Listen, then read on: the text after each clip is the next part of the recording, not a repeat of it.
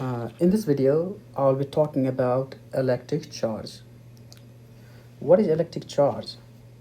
It is the fundamental property of a substance or an atom that comes in the form of positive and negative charges. So, what does it mean? Let's say you have an atom. As all of us know that an atom does have a nucleus, an electron is orbiting around the nucleus. So this is the nucleus here, and inside the nucleus you have positive charges and you have the neutron. This is the proton and this is the neutron. So inside the nucleus you have proton and neutron, and the electrons are orbiting around the nucleus. If the total number of protons and the total number of electrons are equal, we call that object as an electrically neutral. The neutron does not have any charges. The proton has the positive charge, which is the amount of charge that a proton has is 1.6 times 10 to the negative 19 coulomb. The C stands for coulomb. The electron has the negative charge. It's exactly the same amount of charge as the proton, which is 1.6 times 10 to the negative 19 coulomb. The proton and the electron has the opposite charge.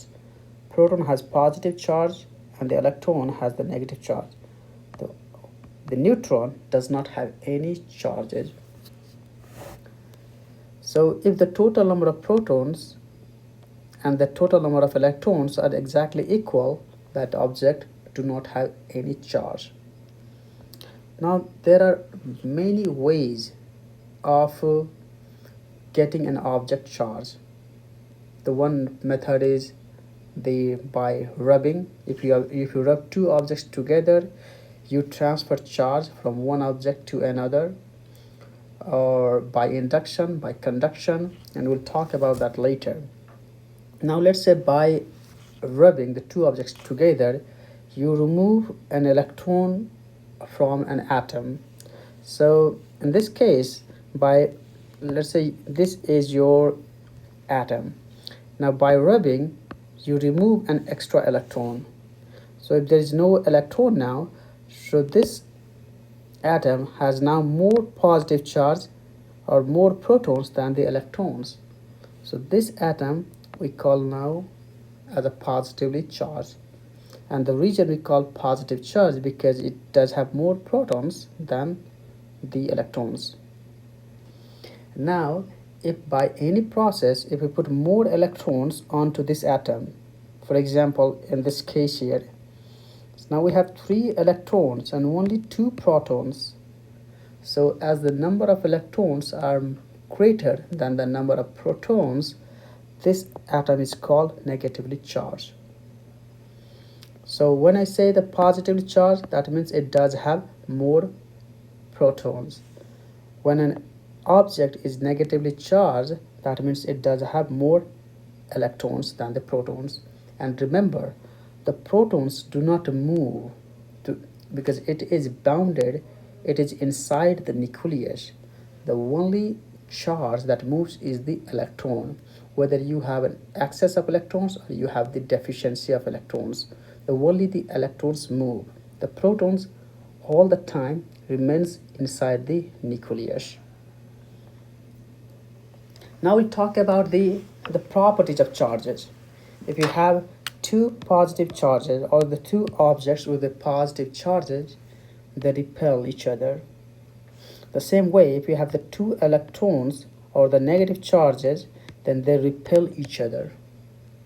But now if you have one negative charge and the other positive charge, they attract.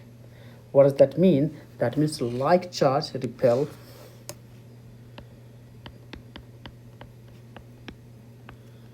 like charges repel,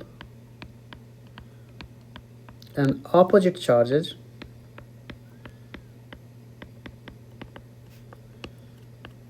attract.